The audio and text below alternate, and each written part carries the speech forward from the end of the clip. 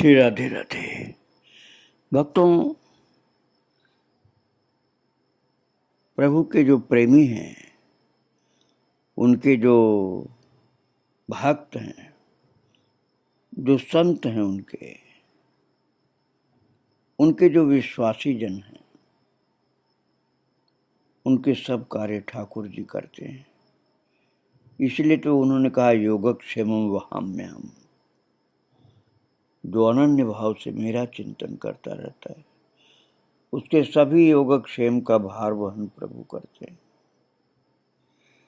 यदि ये बात ठीक से समझ में नहीं आई है तो अहंकार होता है कि मैंने किया, मैं करता हूँ, और गुरुजन और प्रभु उसके इस अज्ञान को दूर भी करते हैं। ज्योतिराम जी का पुत्र मोहन चंद्र कहता है कि एक बार मेरे मन में बात आई कि घर में साधु सेवा मेरे कारण ही संभव हो पाती है। तो ज्योति बाबू अर्थात मोहन के पिताजी इस भाव को समझ गए, बेटे के मनोभाव को, और कुछ दिन बाद घटी एक घटना से स्पष्ट हुआ। पानी घाट के निम्बार्क संप्रदाय के संत महात्मा पंडित राधिका दास जी रात को पधारे। 1 बजे दरवाजे पर उन्होंने निश्चय ही सदा की तरह उच्च स्वर से कहा होगा, राधे श्याम राधे श्याम। रात को 1 बजे आए तो उनका तो आने पर यही बोलना था, बोलते थे राधे श्याम, तो बोले होंगे। लेकिन मोहन ने उनकी आवाज नहीं सुनी, और जब बाद में उसकी आंख खुली तो जो दृश्य देखा वो चकित कर दिया मोहन को। मोहन ने देखा कि वे संत राधिका दास जी प्रसाद पा रहे हैं और ज्योति बाबू स्वयं उनके पास बैठकर धीरे धीरे पंखा जल रहे हैं। रात को 1 बजे की बात है। और अब सामान्य श्रद्धा वाला होगा तो कहेगा महाराज 1 बजे भोजन कौन कराएगा, कल करना। लेकिन ज्योति बाबू की श्रद्धा कितनी ऊंची थी कि रात को 1 बजे संत आए हैं तो भोजन वो करा रहे हैं, पंखा जल रहे हैं अपने हाथ से। और ये दृश्य देखा है जब मोहन ने, तो हड़बड़ा कर उठा और जाके बाबा को दंडवत प्रणाम किया। ज्योति बाबू से कहा अपने पिताजी से कि आपने मुझे क्यों नहीं जगाया। तो ज्योति बाबू मुस्कुराते हुए उसकी ओर देखे पर कहा कुछ नहीं। तब मोहन के समझ में आ गया कि बाबूजी ने मेरा अभिमान दूर किया है कि मैं ही सब संत सेवा करता हूं, और अप्रत्यक्ष रूप से जब बताया है कि वे स्वयं भी साधु सेवा कर सकते हैं। ये तो सौभाग्य है इन लोगों का, अर्थात बेटों का, जो साधु सेवा का अवसर मिलता है इनको। उस दृश्य को देखकर मोहन का कहना है कि मैं सोचने लगा कि आज पूरी सेवा बाबूजी ने स्वयं की है। उस समय घर में उनके अतिरिक्त अन्य कोई जगा हुआ नहीं था। बाबा की आवाज सुनकर के ऊपर की मंजिल से नीचे उतरे होंगे, मकान का दरवाजा खोलकर उन्हें ऊपर ले गए होंगे, नीचे रसोई घर खोल करके थाली में कुछ उपलब्ध हुआ जो भोजन प्रसाद था वो रखा होगा। लेकिन कोई भी नहीं जगा ज्योतिराम जी के अलावा। बाबा राधिका दास जी, जिनको 1 बजे के बाद रात में आने पर भोजन करा रहे थे ज्योति बाबू, वो बहुत अच्छे उच्च कोट के संत थे। ज्योति बाबू ने एक बार कहा था कि श्री राधा रस सुधा निधि श्री प्रबोधानंद सरस्वती पाद की है और गौड़ी संप्रदाय की ही निधि है। राधा वल्लभ संप्रदाय के महात्माओं ने इसे अपना मान रखा है और है गौड़ी संप्रदाय की, क्योंकि प्रबोधानंद जी गौड़ी संप्रदाय के थे। ज्योति बाबू जी कहते कि इसी से तो इस ग्रंथ के महत्व का पता चलता है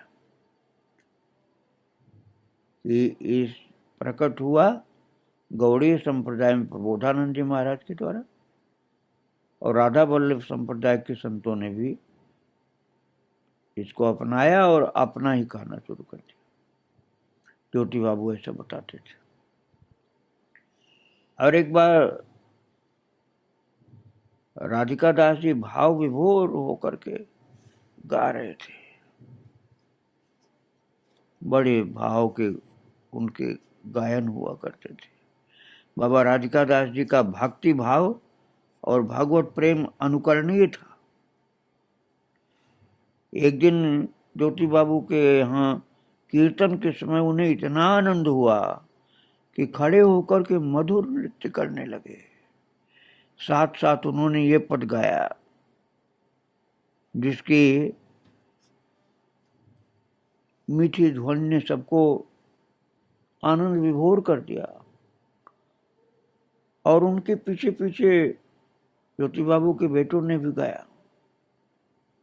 बाबा गा रहे थे राधिका दास जी, बसो मेरे नयनन में दो चंद, गौर वर्ण वृषभानु नंदिनी, श्याम वरण नंद नंद, बसो मेरे नयनन में दो चंद। ज्योति बाबू तो श्रद्धा विश्वास की मूर्ति थे। अनुयायी लोग या घर के लोग या पुत्र लोग आप कह सकते हैं उतनी ऊंची स्थिति में नहीं थे। स्वयं उनका बेटा मोहन कहता है कि 22 जून सन 80 की बात है, नहीं 22 जून सन 60 की बात है। मोहन का कहना है कि मैं बाबूजी के पास बैठा था, वे एकाएक कहने लगे, महापुरुषों ने कहा है कि हरिनाम से सब बाधा विघ्न दूर होते हैं, तो फिर किसकी कमी है? अपनी कमी है। तो मोहन ने कहा, और क्या अपनी कमी है? बाबूजी बोले, एक बार बाबा जी महाराज ने अर्थात रामदास जी ने ज्योति बाबू के गुरुदेव ने कलयुग की व्यथा सुनाई थी। कली महाराज महाप्रभु के पास आए और बोले कि आपने हरिनाम की व्यवस्था कर दी है, अब मेरे लिए स्थान कहाँ है? तो महाप्रभु ने कहा, चिंता मत करो, हरिनाम श्री विग्रह साधु संत सभी रहेंगे, पर लोगों में विश्वास नहीं रहेगा, इसलिए तुम्हारा प्रभाव बना रहेगा। अंत में ज्योतिराम जी ने कहा, केवल विश्वास की कमी है, बस केवल विश्वास की कमी है, और नहीं तो भगवान ने तो सब कुछ उपलब्ध कराया है। सर्वशक्तिमान अपना नाम दिया है, प्रभु ने अपना स्वरूप दिया पूजा में, साधु संत दिए, लेकिन विश्वास की कमी के कारण पूरा लाभ नहीं मिल पाता लोगों को। 2 दिन पश्चात सनातन दास जी महाराज पधारे। उन्होंने ज्योति बाबू से पूछा, बाबा जी महाराज आखर देते थे, निताई राधा गौर श्याम, तो निताई में राधा तत्व किस प्रकार है? ज्योति बाबू ने उत्तर दिया, निताई चांद में सभी तत्व हैं। महाप्रभु जब जिस भाव में आविष्ट होते हैं तब उसी भाव के अनुरूप तत्व नित्यानंद प्रभु में प्रकट होते हैं। महाप्रभु और नित्यानंद प्रभु अभिन्न हैं। जब महाप्रभु में सभी तत्व हैं तब अभिन्न तनु निताई चांद में ये सब क्यों नहीं होंगे? फिर तो अभिन्नत्व में बाधा आएगी। सनातन दास जी ने दूसरा प्रश्न किया, गुरुदेव के चरणों में तुलसी अर्पण करना चाहिए कि नहीं? तो ज्योति बाबू जी बोले, शिष्य के लिए गुरुदेव साक्षात ईश्वर है, वो तुलसी अर्पित कर सकता है। पर प्रश्न है कि क्या हमें गुरुदेव की आज्ञा पालन कर उन्हें सुख नहीं देना चाहिए? जब भजन आज उन्हीं के सुख के लिए, फिर चरणों में तुलसी देकर उन्हें अप्रसन्न क्यों करें? और इसके बाद अपने बाबा का प्रसंग आया तो ज्योति बाबू की आंखें डबडबा उठी। बोले बड़ा स्नेह करते थे। जब उनके पास गए और बहुत दिन के बाद गए उनके पास, अर्थात बहुत अधिक समय हो गया उनके पास जाने में, तो देखते ही कहते, ज्योति बिन आंख अंध। कौन कहता था? गौरांग दास जी महाराज। गौरांग दास जी के पास ज्योति राम जी बहुत दिन के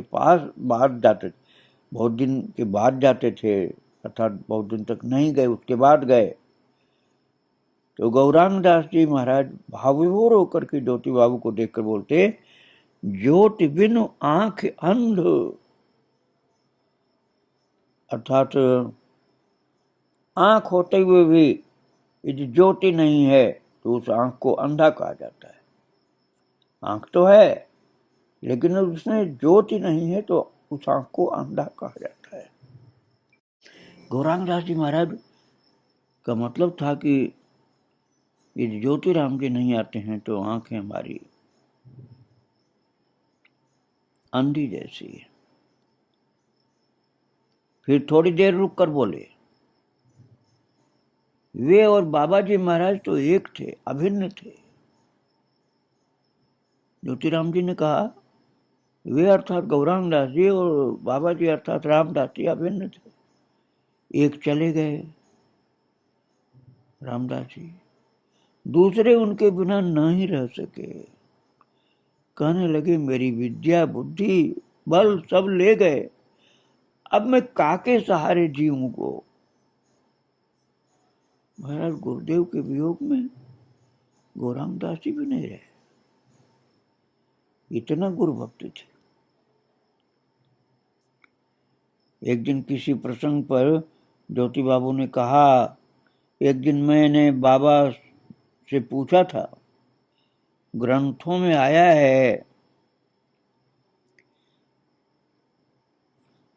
मुखे वो जन बोले मुई नित्यानंद दास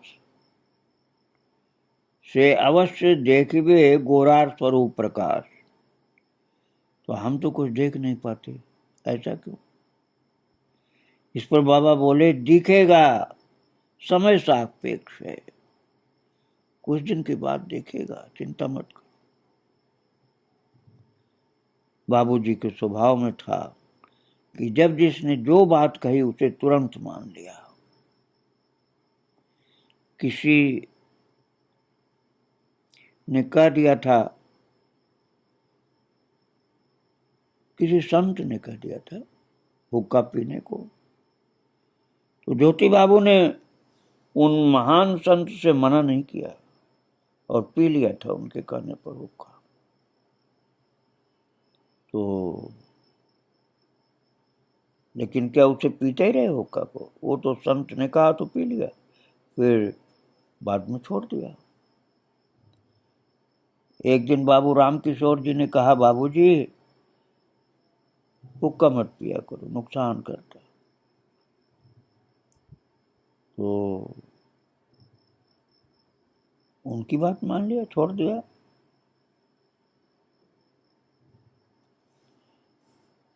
और संत की बात मान करके पी लिया था। फिर एक भक्त ने कहा कि ठीक है अब इसको मत पियो, तो छोड़ दिया।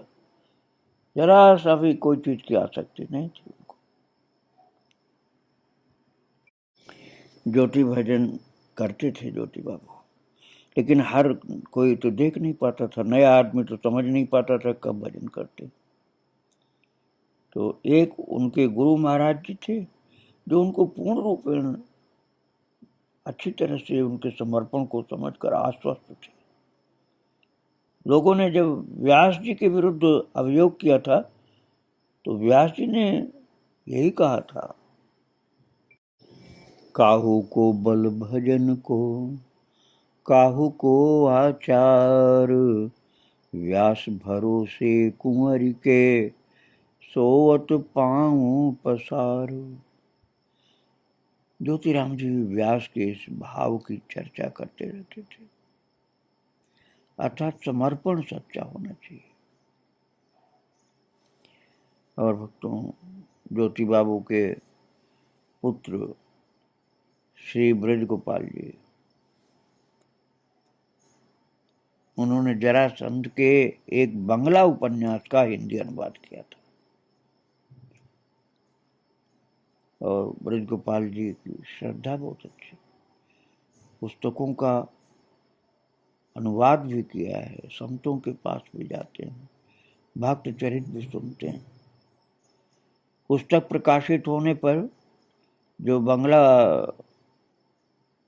ग्रंथ का हिंदी में अनुवाद किया था, उसके प्रकाशित होने पर एक प्रति राजस्थान से बाबूजी के पास भेजी, अर्थात ज्योतिराम जी के पास भेजा। तो एक दिन प्रसाद पाने के बाद ज्योति बाबूजी पलंग पर विश्राम करने के लिए लेटे तो मोहन ने देखा कि वे धीरे धीरे चादर को सिर की ओर खींचते जा रहे हैं और मोहन की ओर रहस्यपूर्ण दृष्टि से देख रहे हैं। उनको लगा कोई बात है, पर समझ में नहीं आया। उसी समय पोस्टमैन ने आवाज दी और मोहन ने जाकर देखा एक रजिस्टर्ड पैकेट है। पैकेट खोला तो पुस्तक का शीर्षक देखकर चौंक गया। ये ब्रजगोपाल का उक्त उपन्यास था। शीर्षक था आवरण। तुरंत ही समझ गया कि बाबूजी की उस दृष्टि का क्या अर्थ था। वे अपने आवरण द्वारा इस पुस्तक के आने की सूचना दे रहे थे। उन दिनों वृंदावन में कुंभ चल रहा था। एक दिन पंडित बालकृष्ण जी ने आकर के बताया कि अगले दिन कुंभ मेला देखने जाएंगे। तो ज्योति बाबू ने कहा, बड़ी प्रसन्नता की बात है। फिर थोड़ा रुक कर बोले, मैं संकोच के साथ एक बात कह रहा हूँ, जिस स्थान पर अधिक से अधिक महात्माओं के चरण पड़ते हों वहां से कुछ रज लेते आइए। तो पंडित जी ने बाबूजी को रज ला करके दी। उसे मस्तक से लगा करके ज्योति बाबू ने बड़े सुख का अनुभव किया। एक दिन सूचना मिली कि डॉक्टर जीएन व्यास नित्य लीला में प्रवेश कर गए। डॉक्टर व्यास ने कहा था, श्री जी आई हैं, उन्हें आसन दो। उन्होंने जप करके श्री जी को आसन पर बिठाया और श्री जी जब बैठ गई तो उन्होंने कहा, श्री जी बैठ गई, अब इस माला को रख दो। ये कहते कहते डॉक्टर साहब ने शरीर छोड़ दिया। बाबूजी ने डॉक्टर साहब के चले जाने पर बड़ा दुख प्रकट किया। वे उनकी बड़ी प्रशंसा करने लगे। बोले, व्यास जी बाबा की शरण में कुछ समय पहले ही आए थे। श्री गुरु कृपा से इतने थोड़े समय में उन्होंने सब कुछ प्राप्त कर लिया। एक बार शरद पूर्णिमा से कुछ दिन पूर्व बाबू केशव देव वकील एक महात्मा के साथ ज्योतिराम जी के पास आए। ये महात्मा निम्बार्क संप्रदाय के थे और वृंदावन वास करते थे। उन्हें विचित्र भावावेश होता था, बार बार कंप और पुलक। बात करते करते भाव राज्य में डूब जाते हैं। लगता जैसे साक्षात प्रभु दर्शन कर रहे हो। बाबूजी से मिल करके उन्हें बड़ा सुख होता। बाबूजी भी उनसे मिल करके विशेष आनंद अनुभव करने लगे। महात्मा रात को घर पर ही रहे। सुबह वृंदावन जाते समय उन्होंने अपना पता बताया और ज्योतिराम जी से आग्रह किया कि वे उनके आश्रम में अवश्य पधारें। उनके जाने के 3-4 दिन बाद ज्योतिराम जी ने उन्हें पत्र एक लिखा कि हम पूर्णिमा को वृंदावन आएंगे। वो पत्र ज्योति बाबू ने डाक में डालने के लिए अपने बेटे को दिया और उस पत्र को पढ़ते ही मन में ये बात घर कर गई कि बाबूजी पूर्णिमा के दिन ही नित्य लीला में प्रवेश करेंगे। वो पत्र लिखने की अन्यथा कोई आवश्यकता नहीं थी। वे वृंदावन तो अनेक बार गए थे, पर उन महात्मा के आश्रम में जाने का नाम भी नहीं लिया। वर्षों पश्चात शरद पूर्णिमा की रात्रि को ही उन्होंने शरीर छोड़ा था। एक बार किसी मामले में बाबा के कृपा पात्र कोसी कला के लाला चेतराम जी को जेल जाना पड़ा था। तो बाबूजी को साथ लेकर उनसे मिलने गए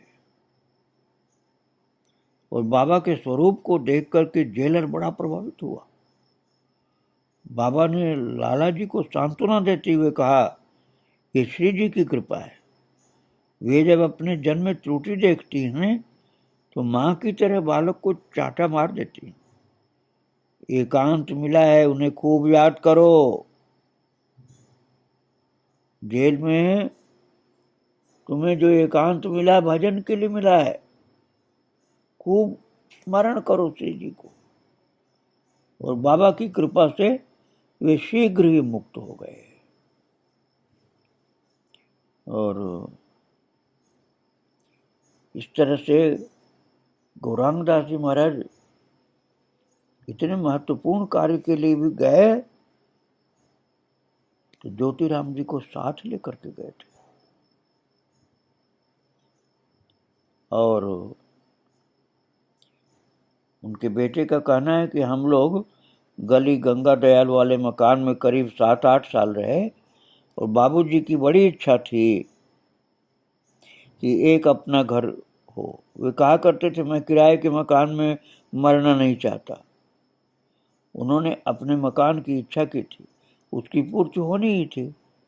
पास में ही ठेक नारनौल पर एक मकान बिकने वाला था, तो उसे हम लोगों ने देखा और बड़े बाबा की प्रेरणा से उसे बड़े भैया श्री कन्हैया लाल जी ने खरीद लिया। और 1967 की गर्मियों में इसमें प्रवेश किया। इस नए मकान में भी साधु समागम पूर्ववत चलता रहा। साधु समागम कम नहीं हुआ बल्कि बढ़ता ही गया। मथुरा में भी ज्योति बाबू के परिजनों की कमी नहीं थी। डॉक्टर रामचरण लाल उपमन, पंडित भागवती प्रसाद जी, बाबू लक्ष्मी नारायण शर्मा, बाबू केशव देव जी वकील, ठाकुर स्वरूप सिंह, मक्खन लाल जी, ये लोग तो थे ही जो प्राय बाबूजी के पास आते थे। वे सभी बाबूजी को विशेष प्रिय थे। और भी बहुत से संत लोग पधारते थे, विरक्त संत लोग भी पधारते थे। इस मकान में आने के पश्चात परिस्थितियों वश बाबूजी ने भी अपना परिवार जो था उनका, अब उनको आगरा भेजा था। गौर गोपाल आगरा कॉलेज में और नौकरी करता था, तो बाबूजी से अलग होते दुख हुआ। तो मोहन का कहना, मैं रोने लगा। बाबूजी ने कहा, भगवान के हर विधान में प्रसन्न रहना चाहिए, जरा जरा सी बातों से मन दुखी क्यों करते हो। ज्योति बाबू का जीवन बड़ा संत मत के अनुसार अर्थात भक्तिमय था, समर्पण सच्चा था, भाव सच्चा था, भगवान से प्रेम सच्चा था। इसलिए अपने परिवार के लोगों को भी पूरा का पूरा भक्तिमय बना दिया था। ऐसे महान गृहस्थ संत थे वे। उनके चरित्र को आगे फिर मैं सुनाऊंगा। आज सब संतों भक्तों सहित भगवान को प्रणाम करता हूँ। श्री राधे राधे, जय श्री राधे राधे।